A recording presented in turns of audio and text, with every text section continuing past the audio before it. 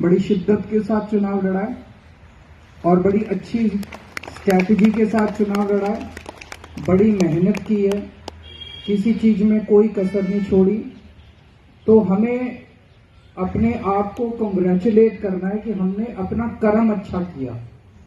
फल तो ऊपर वाले के हाथ में है, फल तो हमारे हाथ में नहीं है, पर कर्म में हमने कोई कसर नहीं छोड़ी।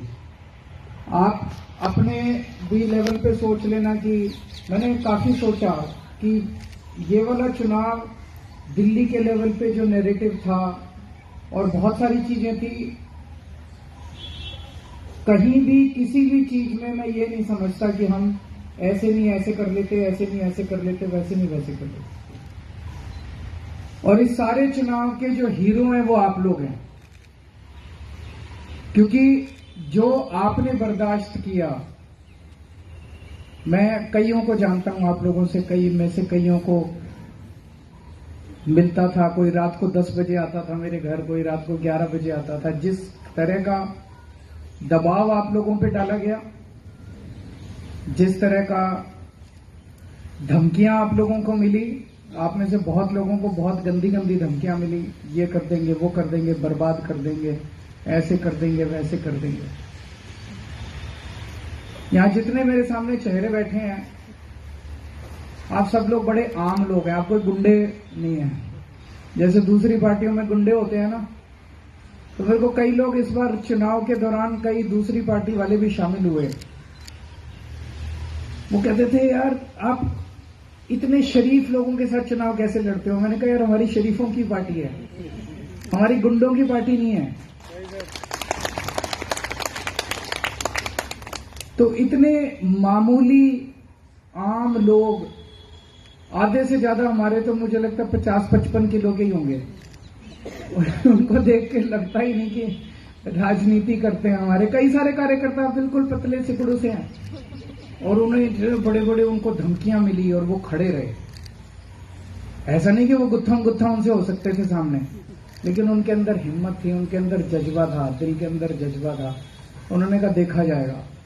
मेरे पास ऐसे, वो तो यहां मौजूद नहीं होंगे, कई सरकारी अफसर भी आए, बोले जी देखा जाएगा, अब नौकरी गई तो गई, देखा जाएगा। अति कर दी इन्होंने। तो उसके सामने आप लोग खड़े रहे, ये कोई छोटी बात नहीं थी, ये बहुत बड़ी बात है, ये बहुत बड़ी बात है। इन लोगों को ये लगा था कि ऐसे कर लेंगे तो गुंडागर्दी करके तो एकदम वॉक ओवर होगा। वॉक ओवर नहीं दिया हमने, हम अच्छा लड़े। उन्होंने लाखों रुपए, आप में से मेरे को पता है किस किस को ऑफर किए थे, कई लोगों को लाखों लाखों रुपए ऑफर किए। आप लोग टूटे नहीं, है ना? आपको भी किया था, वो देखो सबके हाथ उठ रहे हैं। पैसे ऑफर हुए, कईयों को पैसे ऑफर हुए, धमकियां भी कईयों को मिली, पैसे भी कईयों को ऑफर हुए, आप लोग टूटे नहीं। ये आपका भगवान के साथ रिश्ता है, जो आप लोग टूटे नहीं, आप सच्चाई के रास्ते पे अडिग रहे। मेरे साथ तो रिश्ता है ही है, वो रिश्ता जिंदगी भर चलेगा। ये रिश्ता एक चुनाव का या 2 चुनाव का नहीं है, ये रिश्ता जिंदगी भर चलेगा। लेकिन ये जो आप सच्चाई के रास्ते पे डटे रहे, ये धर्म का रास्ता है, और इस पे आपको अपने ऊपर गर्व होना चाहिए। आपको मायूस नहीं होना, जरा सा भी मायूस नहीं होना, जरा सा भी कमजोरी नहीं लानी। हम राजनीति में किस लिए आए थे? हम राजनीति में सत्ता का खेल खेलने के लिए नहीं आए थे इनकी तरह।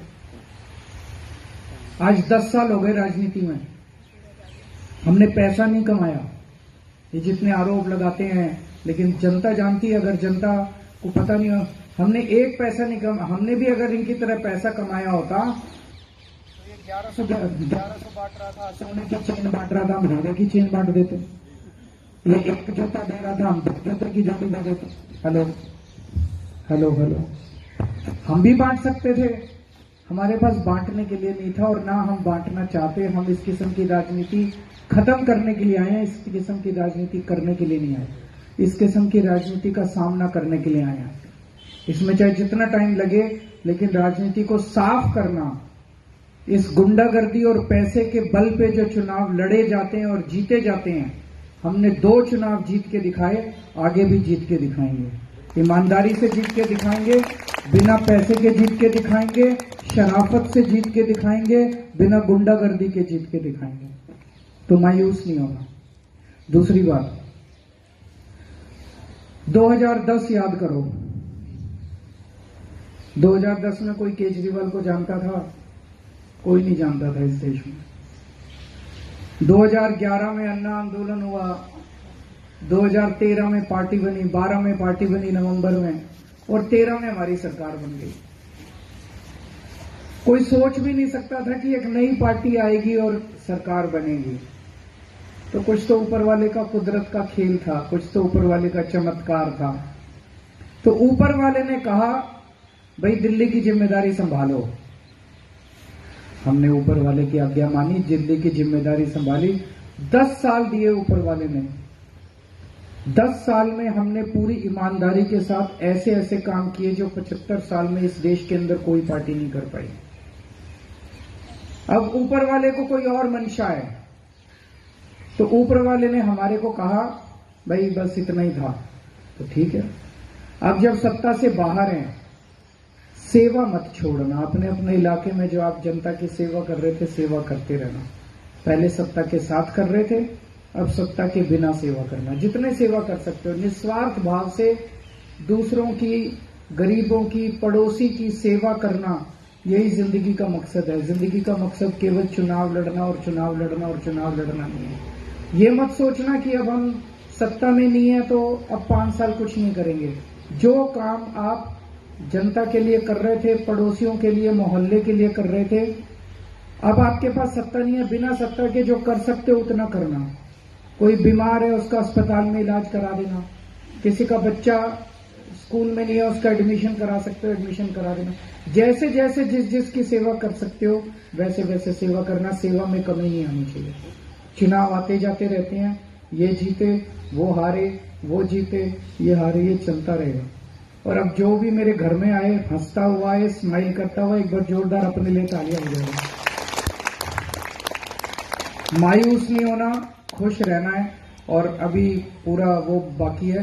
अब पंजाब में लगेंगे, आपको सबको भी मैं पंजाब लेके चलूंगा, ठीक है? Thank you. और सब लोग चाय नाश्ता करके जाना। आप सब लोगों के लिए चाय नाश्ते का इंतजाम है। हार में भी और जीत में भी हौसले बुलंद रहने चाहिए। Thank you.